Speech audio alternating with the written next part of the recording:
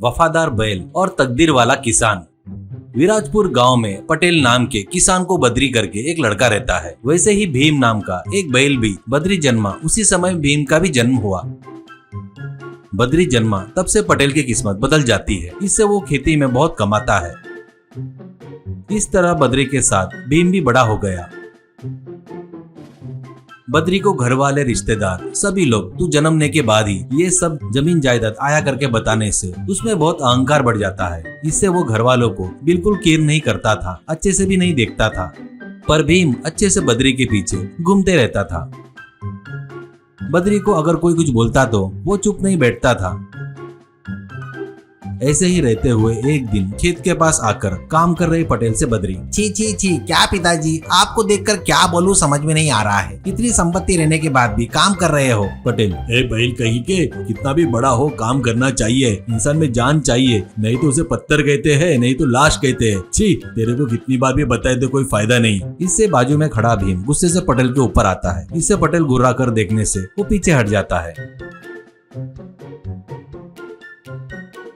वो देखकर बद्री से पटेल, देखा क्या, बचपन से तेरे जिम्मेदारी भीम को दिया, उसको देख, तेरे को गाली दिया करके वो मेरे ऊपर ही आ रहा है। वैसे रहना चाहिए। तुम दोनों एक ही समय में जन्मे रहे। तुम दोनों में से किसके कारण अपने को सब अच्छा हो रहा है, ये मुझे अभी तक समझ में नहीं आ रहा है। बद्री, पिताजी, बैल की किस्मत रहती थी तो उसके पिताजी के साथ अच्छा होता था, तुमको कैसे फायदा होता था। इसलिए ऐसे ज्यादा बुद्धिमानी की बातें मेरे पास मत दिखाओ। मैं जा रहा हूँ, तुम काम करने के लिए ही पैदा हुए हो, इसलिए काम करो। मैं लक्की फेला हूँ, करके चला गया।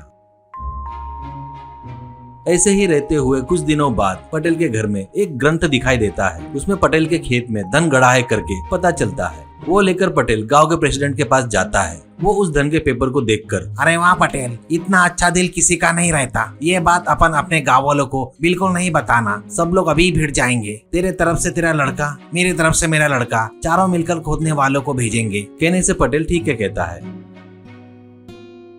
बाद में हफ्ते भर बाद में बद्री और भीम को बुलाकर पटेल, देख बेटा, उस धन की जिम्मेदारी तुम दोनों की है। वो अपने पूर्वजों का खजाना है। इसे इस गांव के भलाई के लिए इस्तेमाल करेंगे। वैसे ही पैसे के पास कितने ही अच्छे रिश्ते क्यों ना हो, झगड़े होते हैं। इसलिए तुम लोग साथ में रहकर काम होने के बाद अच्छे से वापिस आओ, ठीक है, ऐसा कहते हैं। बद्री, ओ मेरे बूढ़े पिताजी, how many times I told you I am lucky person in the world, don't worry, ऐसा कहता है।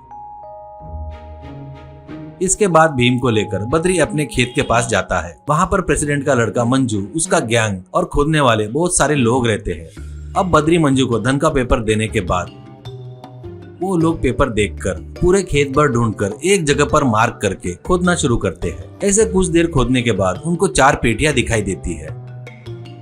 वो देखकर मंजू से बद्री, ए मंजू, वो पेटियों को खोलते तक मैं नहीं रह सकता, लेकिन तुम लोग वही हिसाब देखकर हमारे घर में लाकर रख दो। कल अपन सब लोग मिलकर गांव वालों को दिखाएंगे। ओके, ठीक है ना, कहता है। तो मंजू, क्या रे बद्री, बड़ा ही पोज मार रहा है। ईमानदारी से यहाँ कुछ नहीं मिला करके जाकर अपने पिताजी को बता दे, जिंदा रहेगा, नहीं तो तू यहाँ से जिंदा नहीं जाएगा। ये धन पूरा हमारा है। बद्री, ईमानदारी से पेटियां नहीं दिया तो मैं क्या करूँगा मुझे ही नहीं पता। ये काम मेरे पिताजी ने मुझे सौंपा है। मेरे पिताजी ने इस धन को गांव के लिए दान करते करके बोले, उन्होंने एक बार कह दिया तो कह दिया, ज्यादा एक्स्ट्रा किया तो चुप नहीं बैठूंगा रे। कहने से मंजू का बैच पूरा लाठी डंडे लेकर बद्री के ऊपर आते हैं। पर बद्री के आड़े भीम आकर खड़ा हो जाता है। एक एक को मारना शुरू करता है। उससे सब लोग डर जाते हैं। उसके बाद एक एक को उठाकर सिंग से पटक रहा था। ऐसे भीम सभी को बहुत खतरनाक तरीके से मारना शुरू करता है। एक एक लोग गाँव में भागना शुरू करते हैं। उनके पीछे ही भागने लग जाता है। गांव में आते ही वो लोग अरे बचाओ करके चिल्लाते हुए भाग रहे थे। इससे गांव वाले दरवाजा खोलकर बाहर आते हैं।